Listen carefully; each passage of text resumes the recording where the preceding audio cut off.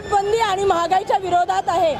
आम्ही सांकेतिक फाशी आणि मोदी सरकारचं लॉलीपॉप म्हणजे जे मोदी सरकारने आपल्याला सांगितलं होतं की नोटबंदी झाल्यानंतर सगळं आलबेल होईल, सगळा काळा पैसा बरोबर त्यांच्याकडे परत येईल, हे सगळं झूट आहे। हे तर फक्त जनतेला लॉलीपॉप दाखवलंय।